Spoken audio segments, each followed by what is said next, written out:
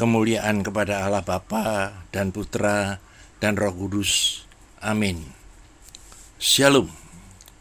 Saudara-saudara, kembali kita bertemu dalam channel YouTube Yehuda Dihargo. Saudara, firman yang akan kita bahas saat ini adalah orang Kristen imitasi, atau yang disebut orang Kristen duniawi. Saudara, di zaman akhir ini gereja mengalami kemerosotan kualitas rohaninya secara drastis. Memasuki abad kegelapan, kebenaran dan keadilan hilang. Rohaninya mengalami kekeringan dan gersang, dan juga mandul, tidak berbuah.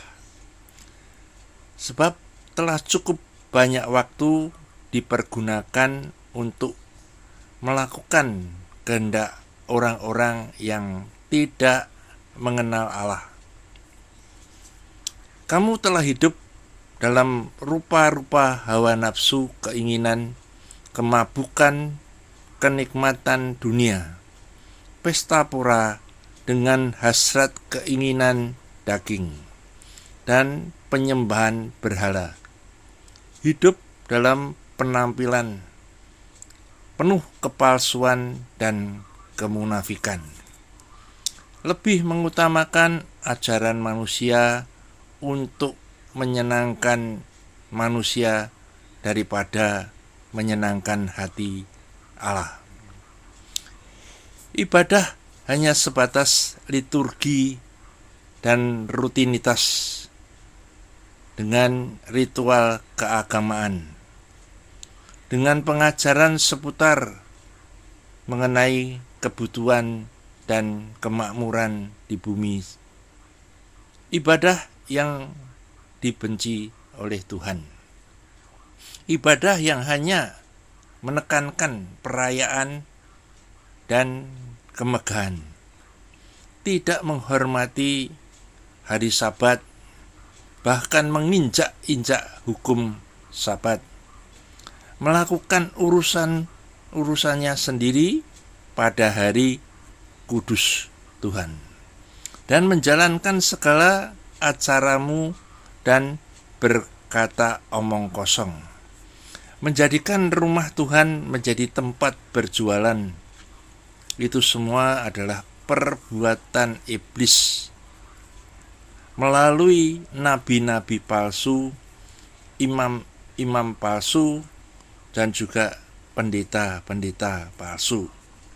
Dengan rupa-rupa perbuatan, tanda-tanda dan mujizat palsu, tipu daya iblis terhadap orang-orang yang harus binasa, mengira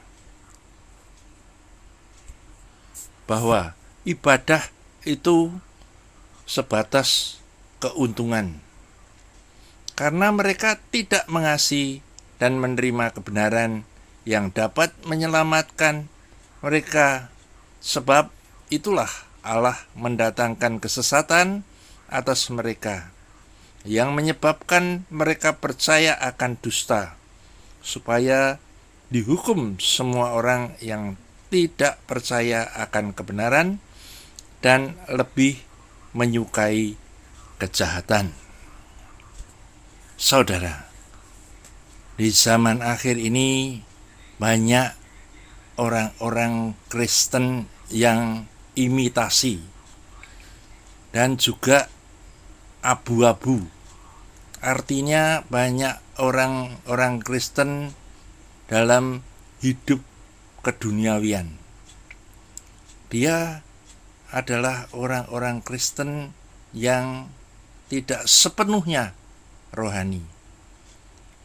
Jadi yang hidup setengah rohani dan juga setengah duniawi.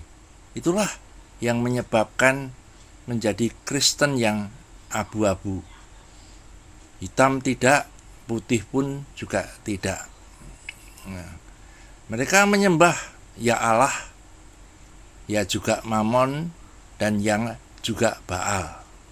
Inilah sistem globalisasi yang terjadi di akhir zaman.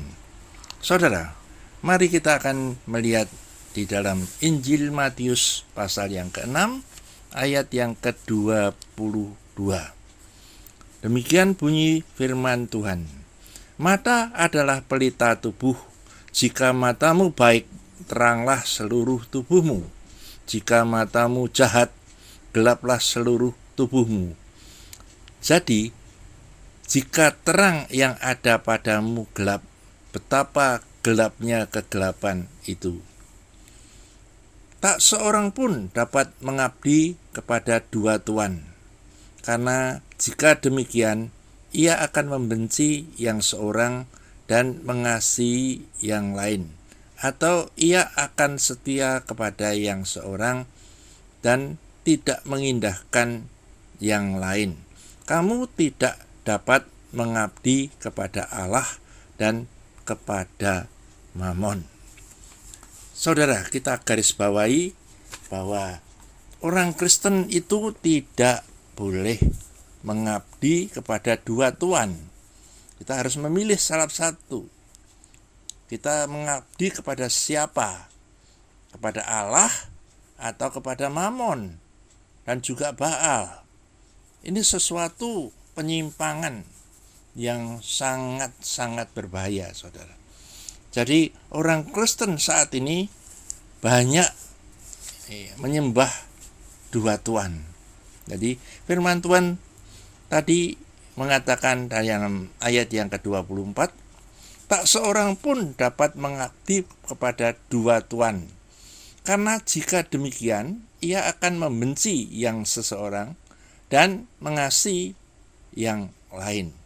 Atau ia akan setia kepada yang seorang dan tidak mengindahkan yang lain. Kamu tidak dapat mengabdi kepada Allah dan kepada Mamon.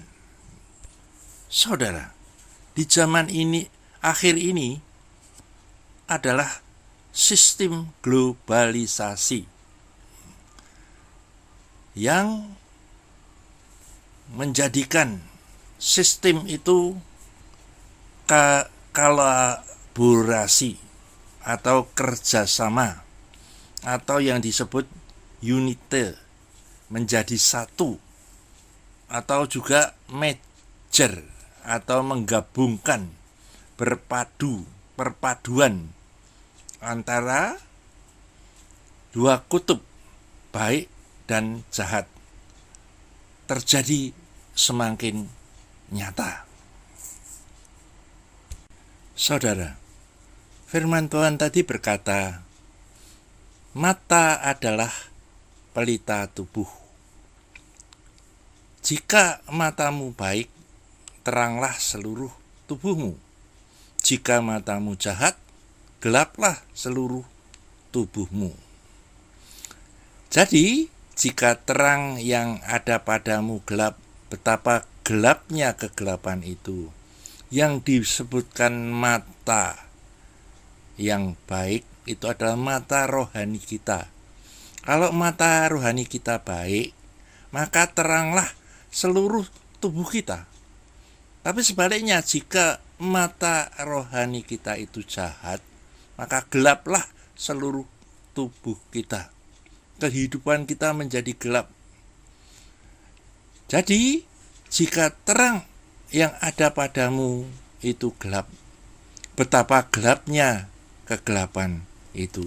Saudara, mari kita waspada terhadap terang Tuhan. Apakah terang Tuhan itu ada di dalam mata hati kita? Saudara, pengetahuan dan dosa menjadi satu telah merusak tatanan ekosistem, mengakibatkan iklim itu berubah atau bergeser, sehingga terjadi bencana dan sakit penyakit. Saudara, batasan antara baik dan jahat, benar dan salah menjadi kabur atau menjadi abu-abu, sehingga berakhirlah peradaban manusia. Ini disebabkan manusia telah jatuh dalam dosa karena melanggar perintah Allah, tidak diperbolehkan untuk makan buah pengetahuan baik dan jahat. Sebelum manusia itu diberi landasan moral dari Tuhan atau pohon kehidupan. Sementara kalau kita belum, moral kita itu atau iman kita itu belum benar, kita sudah mengonsumsi buah pengetahuan baik dan jahat, inilah yang terjadi. Maka manusia ini menjadi rusak, saudara. Saudara, kita memasuki abad kegelapan, di mana kebenaran dan keadilan itu telah hilang.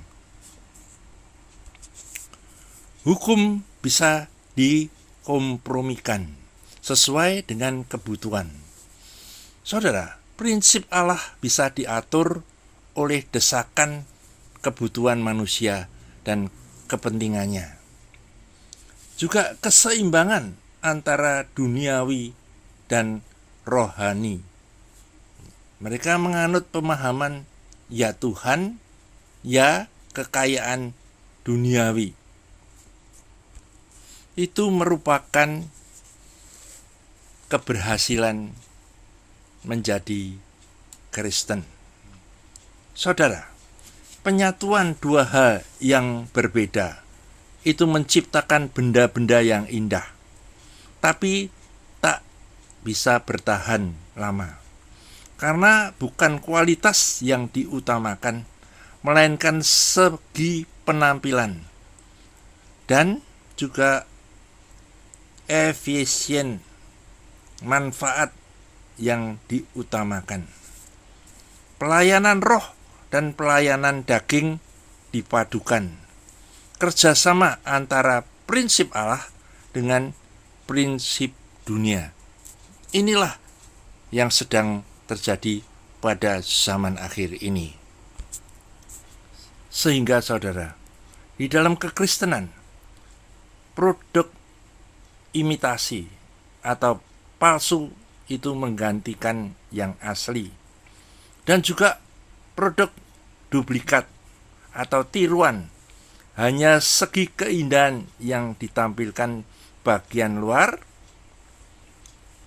yang sangat menarik tanpa memperdulikan kualitas rohaninya.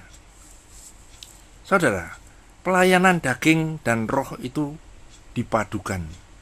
Kerjasama antara prinsip Allah dengan prinsip dunia yang saat ini sedang terjadi. Sehingga orang Kristen ini penuh dengan kemunafikan. Artinya mengutamakan kemegahan dan mengukur keberhasilan dari penampilan bagian luarnya. Mengutamakan segi manfaat dan keuntungan tanpa memperdulikan dampak yang ditimbulkan dapat menguatkan kedagingan kita, sehingga rohani kita tidak bisa bertumbuh. Juga keadilan, belas kasihan menjadi diabaikan. Pelayanan pekerjaan Tuhan diserongkan, sasarannya diganti dengan keuntungan untuk manusia. Kemunafikan penuh dengan penipuan dan kecurangan. Hidup dalam dua alam, seperti kata. Kalau kita melihat kata itu mencari makan, itu dia mendongak ke atas dengan sombongnya dan menjejak kakinya ke bawah. Artinya menekan orang-orang yang di bawahnya untuk mendapatkan kedudukan. Dan juga kata itu mencari makan dengan lidahnya, yang artinya menjilat-jilat. Kalau diibaratkan menjilat orang-orang kaya. Inilah orang Kristen saat ini. Menjilat, pendeta bahkan bisa menjilat kepada orang-orang yang dapat mendatangkan keuntungan bagi gereja, donatur-donatur yang kaya. Saudara, kemunafikan adalah suatu selubung yang dibuat untuk menutupi kebohongan dalam dirinya, supaya kelihatannya bersih dari luar, tetapi di dalamnya penuh dengan kotoran. Kalau kita melihat di dalam Matius pasal yang ke-23, ayatnya yang ke-27, demikian firman Tuhan, celakalah kamu, hai ahli-ahli Taurat dan orang-orang Farisi, hai kamu orang-orang munafik, sebab kamu sama seperti kuburan yang dilabur putih, yang di sebelah luarnya memang bersih tampaknya, tetapi yang di sebelah dalamnya penuh tulang belulang dan berbagai jenis kotoran. Demikianlah juga kamu, di sebelah luar kamu tampaknya benar di mata orang, tapi di sebelah dalam kamu penuh dengan kemunafikan dan kedurjanaan. Celakalah kamu, hai ahli-ahli Taurat dan orang-orang Farisi, hai kamu orang-orang munafik, sebab kamu membangun makam nabi-nabi dan memperindah tugu orang-orang saleh, dan berkata, jika kami hidup di zaman nenek moyang kita, tentulah kami tidak ikut dengan mereka dalam pembunuhan nabi-nabi itu. Tetapi dengan demikian kamu bersaksi terhadap diri kamu sendiri bahwa kamu adalah keturunan pembunuh nabi-nabi itu. Jadi saudara-saudara, kemunafikan ini mendatangkan celaka. Itu yang dikatakan oleh Tuhan Yesus kepada orang-orang Farisi. Dia berkata, celakalah engkau, hai orang-orang Farisi dan ahli-ahli Taurat. Ahli Taurat itu bisa diartikan zaman sekarang adalah para pendeta yang mengajarkan kebenaran. Kalau menjadi munafik, dia akan celaka. Saudara, kemunafikan adalah penipuan terhadap Allah, seperti yang dikatakan dalam Alkitab, yaitu Ananias dan Safira yang menjual hasil tanah. Di dalam Amsal pasal yang ke-6 ayat yang ke-14, demikian bunyi firman Tuhan, yang hatinya mengandung tipu muslihat, yang senantiasa merencanakan kejahatan dan yang menimbulkan pertengkaran. Itulah sebabnya ia ditimpa kebinasaan dengan tiba-tiba. Sesaat saja ia diremukkan tanpa dapat dipulihkan. 6 perkara ini yang dibenci oleh Tuhan. Bahkan 7 perkara yang menjadi kekejian bagi hati Tuhan. Yang pertama adalah mata sombong, lidah dusta, tangan yang menumpahkan darah orang yang tidak bersalah, hati yang membuat rencana-rencana yang jahat, dan kaki yang segera lari menuju kejahatan. Dan juga seorang saksi dusta yang menyembur-nyeburkan kebohongan dan yang menimbulkan pertengkaran di antara saudara-saudara. Saudara, kemunafikan adalah pengkhianatan terhadap Allah.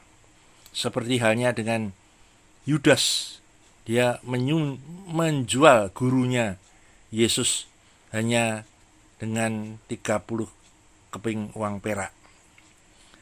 Kemunafikan adalah hidup yang mengutamakan penampilan, seperti halnya dengan Raja Saul.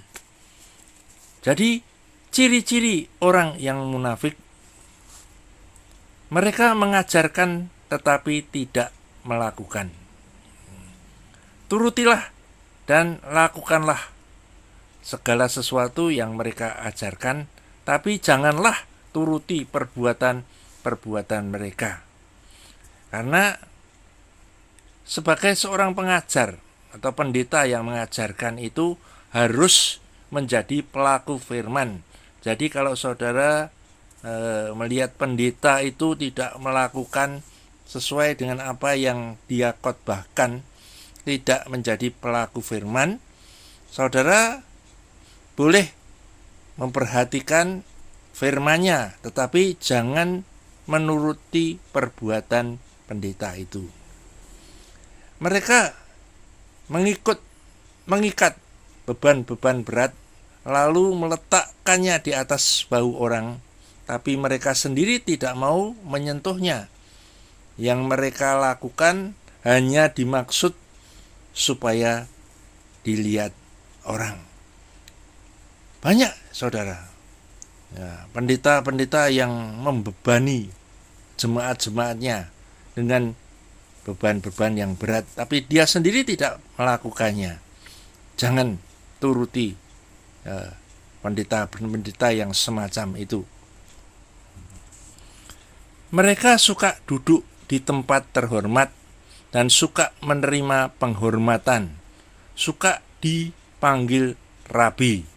Itu pendeta-pendeta yang suka akan penghormatan dari jemaat-jemaatnya atau dihormati oleh orang-orang lain, penghormatan dari manusia.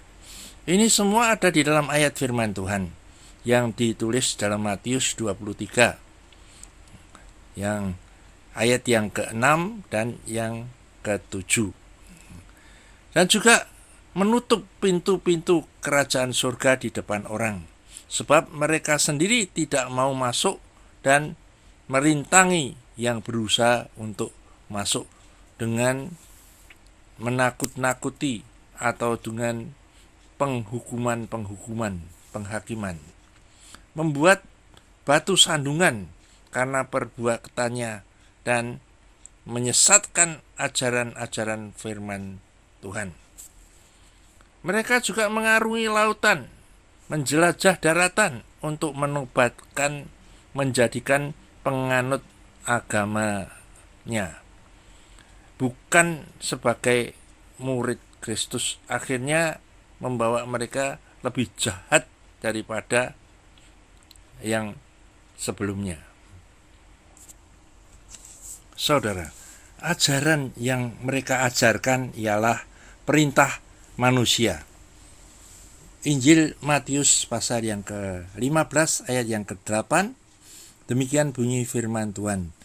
Bangsa ini memuliakan aku dengan bibirnya, padahal hatinya jauh daripadaku. Percuma mereka beribadah kepadaku, sedang ajaran yang mereka ajarkan ialah perintah manusia.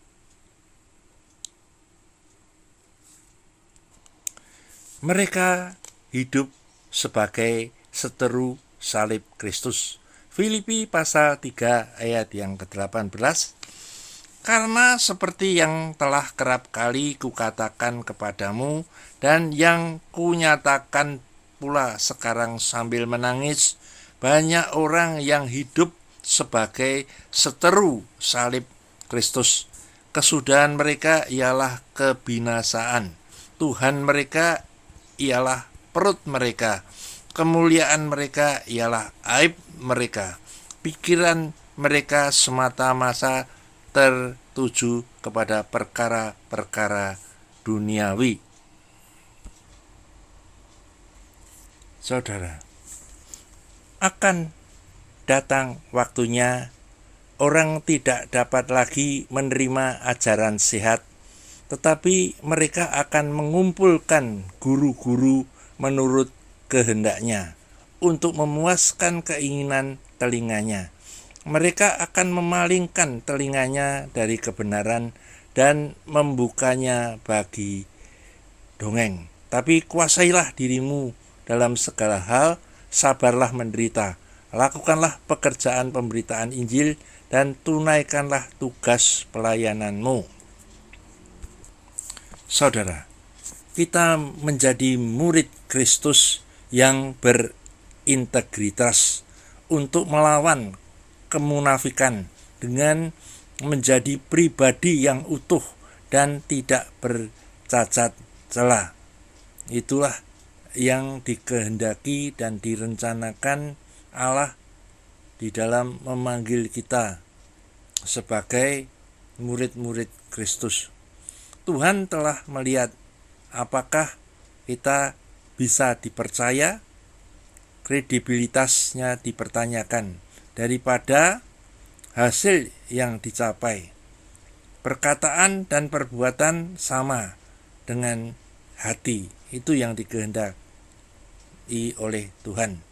Bukan penampilan daripada pelayanan-pelayanan yang hanya pelayanan daging. Saudara, iblis memisahkan kehidupan rohani, kehidupan dengan kehidupan sekuler atau dunia bisnis. Tidak ada hubungannya sama sekali. Sehingga banyak orang tidak menjadi pelaku firman Tuhan di dalam bisnisnya. Saudara, iblis berusaha membuat manusia terlena dengan kepentingannya sendiri oleh berbagai kesibukan, kesenangan, dan cita-cita, ambisi yang menghabiskan waktu dan melelahkan. Tujuannya untuk mengalihkan perhatiannya agar tidak memikirkan dengan sungguh-sungguh hal-hal mengenai kekekalan. Banyak iklan pada zaman modern menawarkan beragam kesenangan, hiburan, dan menikmati kuliner, memanjakan keinginan mata dengan barang-barang mewah atau branded, indah, dan juga berpetualangan dalam memuaskan kedagingannya, membangkitkan hawa nafsunya yang membius kesia-siaan dan mendatangkan kegelisahan jiwa, akan berakhir stres dengan kebinasaan rohnya. Jadi, saudara, bahkan banyak gereja mengiklankan penyesatan yang hebat, membuat banyak umat yang sibuk dengan pelayanan daging. Orang-orang yang seperti ini tidak memiliki kemajuan dan kedewasaan rohaninya, sehingga mereka tidak pernah menggeserkan hatinya kepada kerajaan sorga sampai mereka kehabisan waktunya, kesempatan di dunia yang hanya untuk mengerjakan sesuatu yang sia-sia, yaitu penampilan pelayanan daging yang hanya membuahkan pujian-pujian dari manusia, tetapi tidak pernah bisa dinikmati oleh Allah. Saudara, pengaruh dari buah pengetahuan baik dan jahat semakin dahsyat di zaman akhir ini. Dengan kemajuan teknologi yang semakin canggih, perubahan yang begitu cepat, kalau tidak disertai kesadaran rohnya dengan karakter ilahinya, kita bisa terbawa arus. Saudara, kalau kita melihat bahwa teknologi AI yang begitu luar biasa, saudara, dan gereja mengadopsi AI ini, setiap gereja-gereja besar itu dalam ibadahnya menggunakan AI ini. Contohnya ialah menggantikan alat-alat dengan alat-alat yang canggih. Jadi manusia digantikan dengan teknik daripada mesin-mesin yang saat ini gereja akhirnya akan memakai teknologi AI untuk dipergunakan menjadikan satu gereja yang menarik dan yang canggih. Saudara, gereja-gereja besar itu mengadopsi teknologi AI ini untuk dijadikan show di gerejanya, di dalam ibadahnya. Mereka memakai efek sound systemnya, dan juga mereka memakai dekorasi dengan LCD yang canggih, yang membuat sesuatu itu indah dan mempesona. Pengaruh dari buah pengetahuan baik dan jahat semakin dahsyat di zaman akhir ini, saudara. Di masa depan, teknologi benar-benar akan merubah gagasan manusia tentang apa artinya menjadi manusia. Manusia diciptakan untuk mengabdi, menyembah, memuliakan Tuhan. Atau manusia akan menjadi seperti Tuhan dengan teknologinya. Ini adalah pergeseran paradigma total.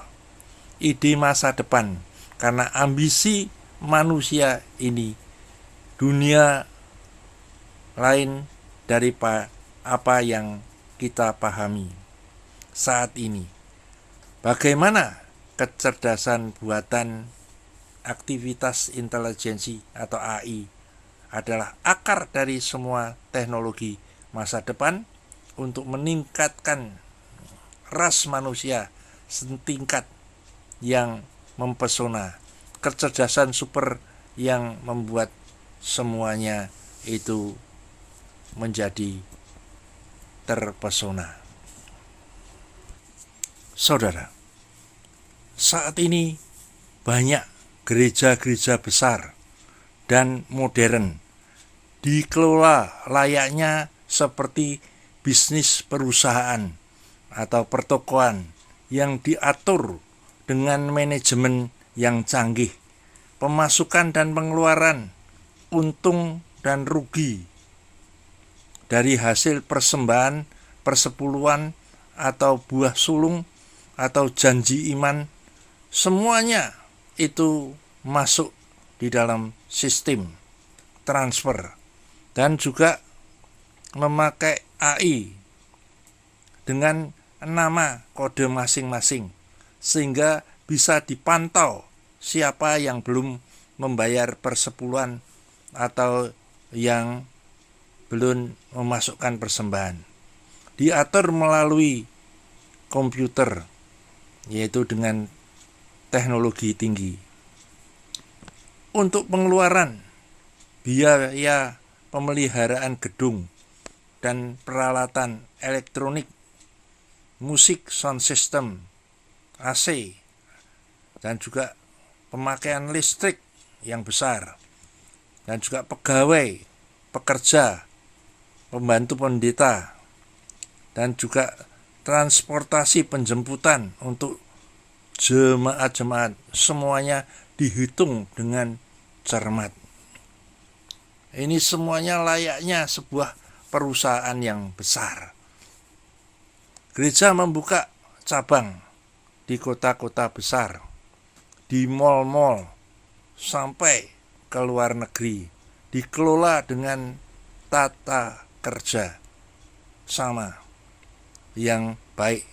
Sistem franchise menjual resep gereja dan nama merek gereja yang sudah terkenal, kemudian mengajarkan konsep baru yang sedang ngetren, seperti Toronto Blessing, KKR, seminar, pria sejati, wanita bijak, dan sebagainya.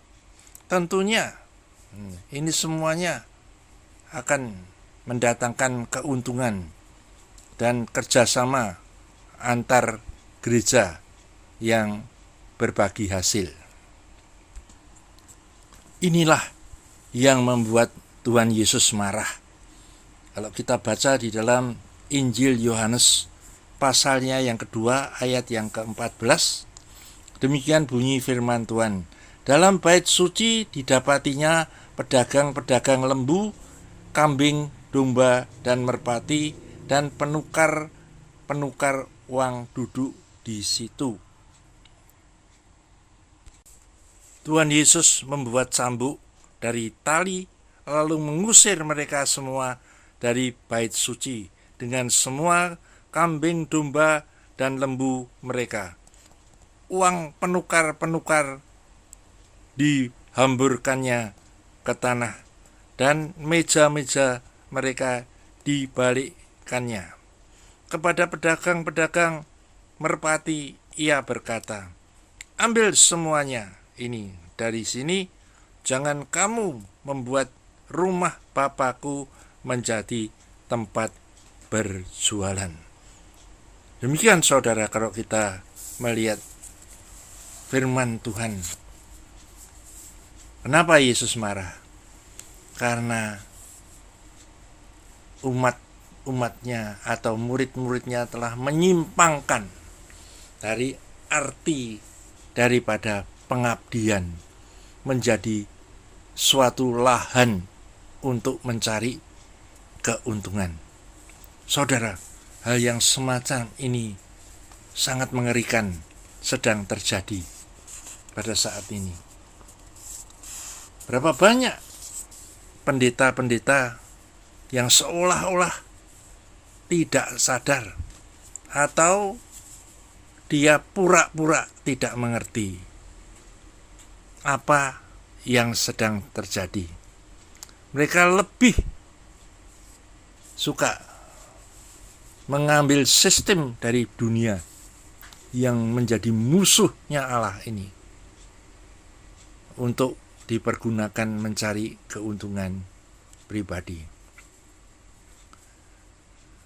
Pendeta-pendeta utama atau senior layaknya seperti seorang selebriti yang terkenal, diidolakan, disanjung, diagung-agungkan, bahkan sampai dikultuskan.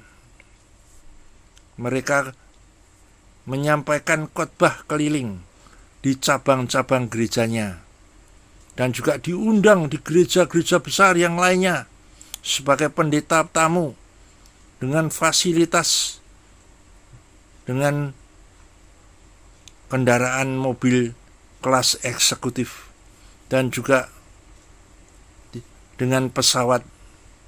Mereka kalau itu di luar pulau atau di luar negeri.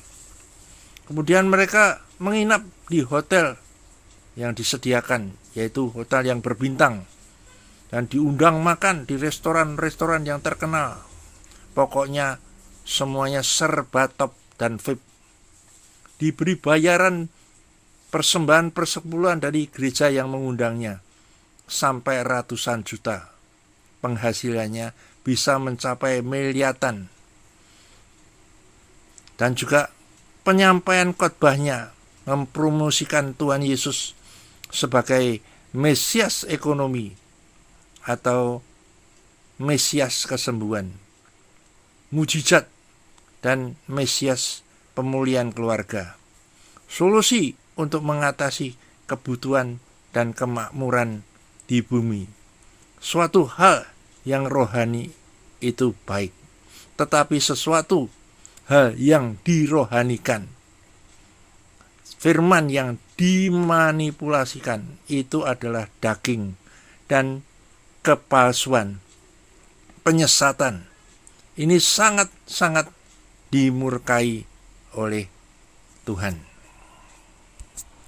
Saudara, di zaman akhir ini banyak gereja-gereja menampilkan Tuhan Yesus sebagai Mesias ekonomi, bukan juru selamat, tapi Mesias ekonomi atau Mesias kesembuhan.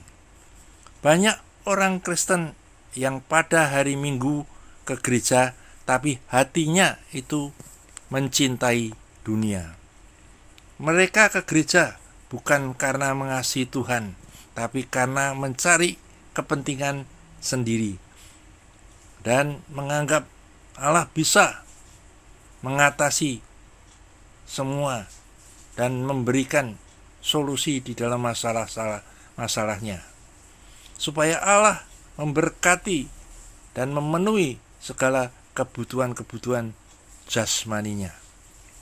Gereja hanya dipenuhi dengan orang-orang yang merasa diberkati secara ekonomi, finansial, tapi hatinya itu melekat kepada dunia. Kalau kita baca di dalam kitab Wahyu pasal yang ketiga, kita akan membacanya mulai ayat yang ke-15. Aku tahu segala pekerjaanmu, engkau tidak dingin dan tidak panas. Alangkah baiknya jikalau engkau dingin atau panas. Jadi karena engkau suam-suam kuku dan tidak dingin atau panas, aku akan memuntahkan engkau dari mulutku. Karena engkau berkata, aku kaya, dan aku telah memperkayakan diriku, dan aku tidak kekurangan apa-apa.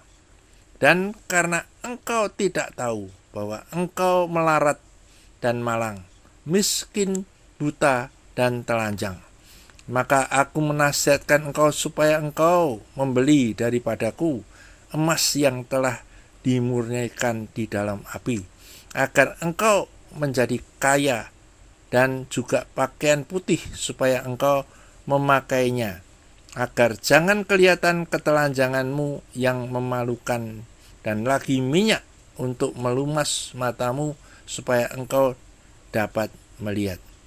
Barang siapa ku kasih, ia ku tegur dan ku hajar. Sebab itu relakanlah hatimu dan bertobatlah. Saudara, banyak orang-orang Kristen yang mengasihi Tuhan, tapi juga dia mengasihi akan dunia, yang artinya jiwanya akan rusak karena kasih Bapa tidak ada pada diri orang itu. Itu ditulis jelas di dalam 1 Yohanes 2 ayat yang ke-15. Demikian bunyi firman Tuhan. Janganlah kamu mengasihi dunia dan apa yang ada di dalamnya. Jikalau orang mengasihi dunia, maka kasih akan Bapa tidak ada di dalam orang itu.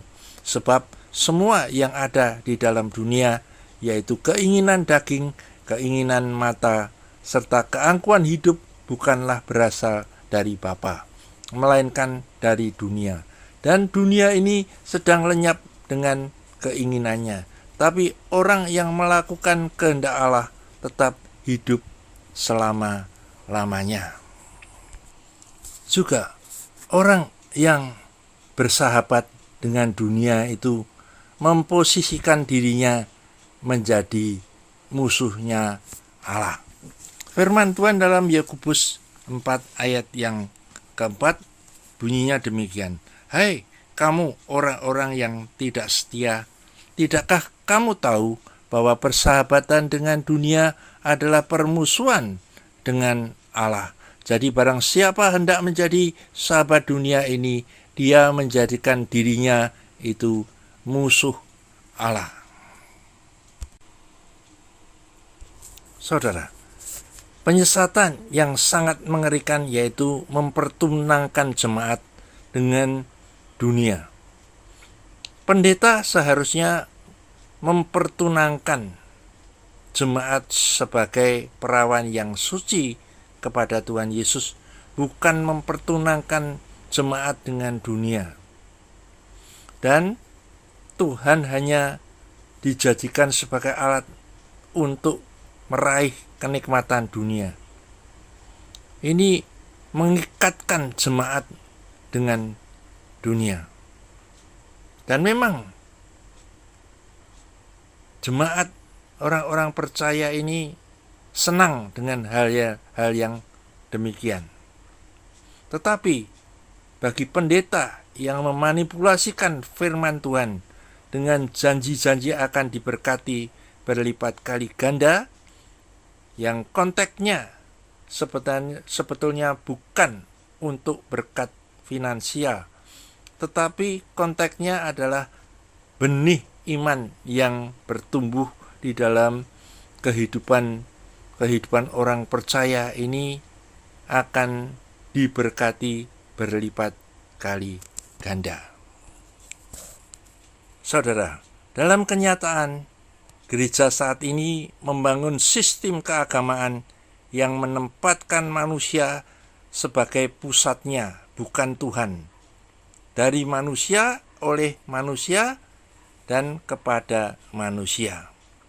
Gereja ada untuk manusia, menyelamatkan manusia, menyembuhkan manusia, memberkati manusia, dan memulihkan keadaan manusia, dan juga menolong manusia.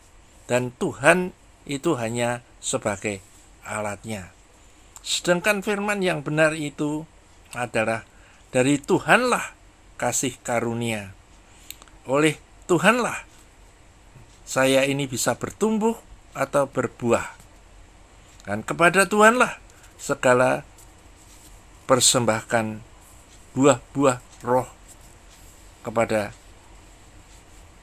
Tuhan sebagai kemuliaan bagi Allah. Saudara, pengajaran pertumbuhan gereja lebih mengejar aspek manfaat menurut teknik, metode, strategi, model atau program daripada hadirat Allah. Saat ini gereja tidak ada hadirat Allah. Akibat konsekuensi yang ditimbulkan membuat jemaat lebih mengutamakan kenikmatan dagingnya. Dagingnya lebih lagi dikuatkan. Menjadi produk gagal atau afkiran tak bisa dinikmati Allah lagi. Dan juga produk imitasi atau kepalsuan menggantikan keaslian sebagai umat Kristen sejati. Produk yang duplikat atau tiruan, hanya segi keindahan yang ditampilkan, tetapi kualitas batinnya itu sangat rendah. Memunculkan arti manusia menjadi kemunafikan yang menimbulkan celaka bagi diri mereka. Dan juga pelayanan daging dan roh yang dipadukan menciptakan Allah menurut pandangan mereka sendiri. Sehingga gereja menghasilkan orang-orang yang egois tanpa memperdulikan kehendak Tuhan, menjadi pembiakan antikris. Penampilan dengan aksesoris kerohanian yang terselubung untuk menutupi dosa-dosa roh yang tersembunyi berhubungan dengan motivasi kepentingan diri sendiri. Penampilan secara lahiriah adalah kepalsuan, imitasi, duplikat, hanya selubung kosmetik untuk menjaga citra diri sebagai orang Kristen. Yesus sebagai guru agung mengajarkan hidup yang berguna, berarti, yang mempunyai nilai di hadapan Allah. Belajarlah tentang sesuatu yang berguna dan berarti, melakukan sesuatu untuk orang lain dengan ajaran kasih.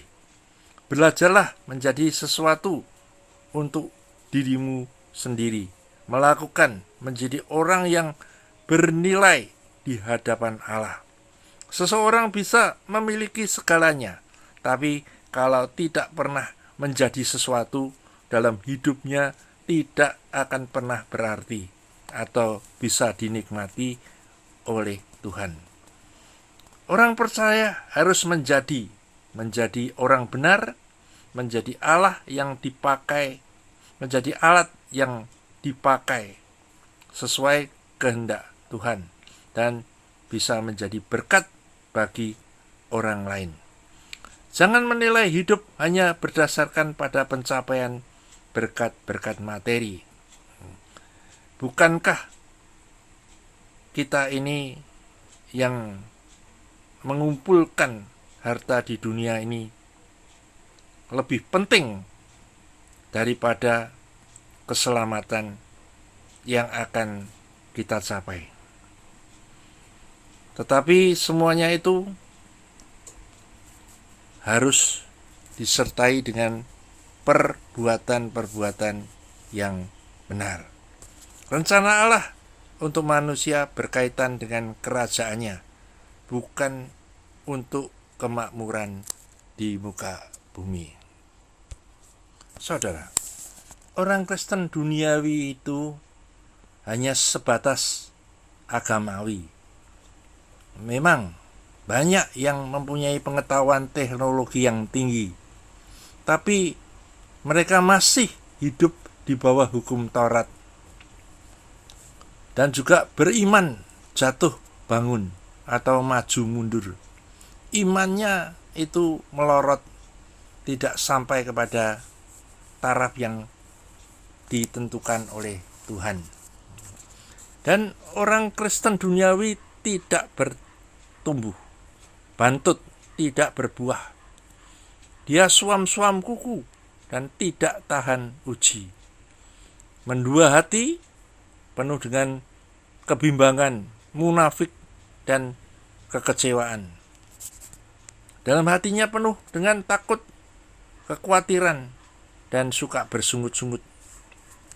Dan pada dasarnya mereka itu bukan menyembah Allah, tetapi lebih mengejar menyembah kepada Mammon. Dan juga kurang memperhatikan perkara-perkara yang penting, yang merupakan perkara-perkara yang di atas. Lebih memperhatikan urusan-urusan perut, lebih memperhatikan perkara-perkara yang ada di bawah. Saudara, orang Kristen duniawi masih mempertahankan hidup yang lama, yaitu mengasihi dunia, bersahabat dengan dunia, dan juga kompromi dengan dosa. Mereka tidak mengenal Allah secara benar. Mengenal Allah itu harus secara benar, karena orang yang tidak mengenal Allah itu akan binasa. Juga pertobatan yang setengah-setengah, tidak sungguh-sungguh, tidak setia, tidak tekun, dan tidak teguh. Suka janji, tapi tidak menepati, dan tidak berkomitmen. Mereka suka dipuji, dan suka cari pujian manusia. Mereka suka hal-hal yang sensasi, gosip, khotbah yang lucu-lucu. Dan mereka masih mengikuti tradisi nenek moyang. Masih percaya kepada ilah-ilah lain atau dukun-dukun, paranormal nasib, roh-roh orang mati, dan juga memberi sesajen. Masih terikat akan hobi-hobinya, hidup yang mengandalkan manusia. Mereka tidak ada api kehidupan doa dan saat teduh, persekutuan dengan Allah, dan berpengalaman berjalan bersama dengan Allah. Mereka tidak pernah mengalami semacam itu, dan juga melakukan semuanya itu hanya untuk kepentingan pribadi.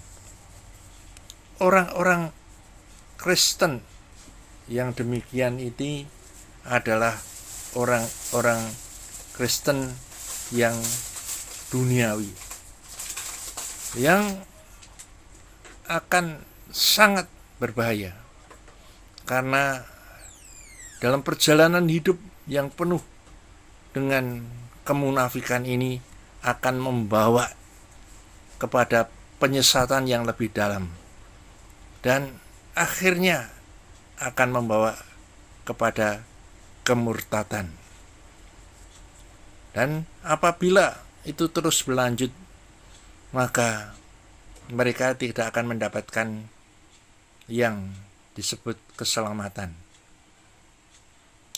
Pahala pun mereka tidak dapat. Bahkan menuju pada kehidupan kekal pun mereka akan gagal. Mereka akan menjadi penghuni-penghuni neraka. Jadi saudara, hati-hati. Firman Tuhan mengatakan seruan untuk bertobat.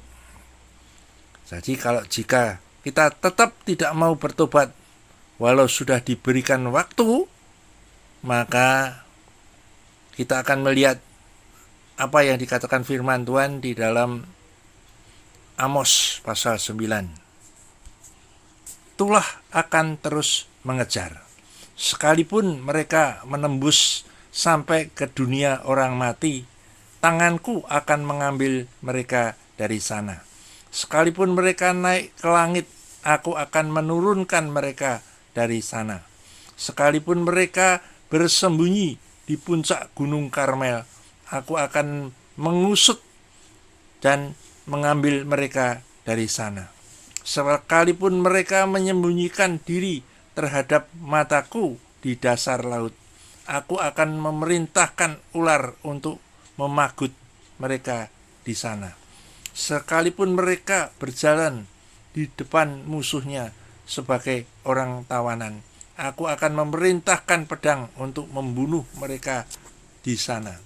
Aku akan mengarahkan mataku kepada mereka untuk kecelakaan dan bukan untuk keberuntungan mereka. Itulah Allah semesta alamlah yang menyentuh bumi sehingga bergoyang, dan semua penduduknya berkabung, dan seluruhnya naik seperti sungai Nil dan surut seperti sungai Mesir. Saudara, Allah sangat membenci orang-orang yang munafik. Seperti yang dikatakan Tuhan Yesus, celakalah hai orang-orang yang munafik. Kalau dia tetap tidak mau bertobat, tulah Allah itu akan mengejar kemanapun juga, dan mereka akan dibinasakan. Tapi apabila mereka mau mendengar akan nasihat daripada firman Tuhan, maka dia akan diselamatkan. Tapi kalau mengabaikan nasihat, maka dia akan binasa.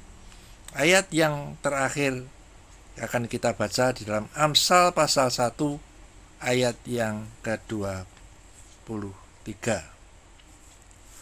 Demikian bunyi firman Tuhan. Berpalinglah kamu kepada teguranku. Sesungguhnya aku hendak mencurahkan isi hatiku kepadamu dan memberitahukan perkataanku kepadamu. Oleh karena kamu menolak ketika aku memanggil, dan tidak ada orang yang menghiraukan ketika aku mengulurkan tanganku, bahkan kamu mengabaikan nasihatku dan tidak mau menerima teguranku, maka aku akan mentertawakan celakamu. Aku akan berolok-olok apabila kedahsyatan datang ke atasmu. Apabila kedahsyatan datang ke atasmu seperti badai, dan celaka melanda kamu seperti angin puyuh, apabila kesukaran dan kecemasan datang menimpa kamu.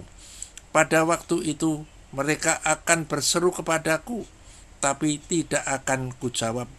Mereka akan bertekun mencari aku, tetapi tidak akan menemukan aku. Oleh karena mereka membenci kepada pengetahuan dan tidak memilih takut akan Tuhan, tidak mau menerima nasihatku, tapi menolak segala teguranku, maka mereka akan memakan buah perbuatan mereka dan menjadi kenyang oleh rencana mereka. Sebab orang yang tidak berpengetahuan akan dibunuh oleh keengganannya, dan orang bebal akan dibinasakan oleh kelalaiannya. Tapi siapa mendengarkan aku, ia akan tinggal di dalam aman, terlindung daripada kedahsyatan malapetaka. Saudara, akhirnya jangan abaikan peringatan daripada Tuhan kepada orang-orang yang menjadi Kristen yang imitasi abu-abu atau orang Kristen duniawi. Baiklah mereka bertobat. Mari kita berdoa. Bapa di sorga, kami mengucap syukur atas kasih anugerah-Mu ketika kami mendengarkan firman-Mu, Tuhan Yesus, Roh Kudus yang akan menjamah kami, akan memberkati kami lewat kebenaran firman-Mu, yang akan memberikan pencerahan lebih dalam lagi, sehingga kami mengerti akan kebenaran firman Tuhan ini. Urapi dengan kuasa-Mu yang ajaib Tuhan, dan juga hamba-Mu yang telah menyampaikan kebenaran firman-Mu ini, urapi dengan kuasa-Mu Tuhan. Dan kami percaya bahwa tuntunan Roh Kudus melalui firman ini akan menjadikan kami yang mendengarkan firman ini menjadikan kekuatan buat kami sebagai panduan hidup kami ini. Terima kasih ya Tuhan. Kami sangat mengucap syukur. Segala pujian, hormat, kemuliaan hanya Engkau yang patut menerimanya. Di dalam nama Tuhan Yesus Kristus, hamba-Mu sudah berdoa dan mengucapkan syukur. Haleluya. Amin.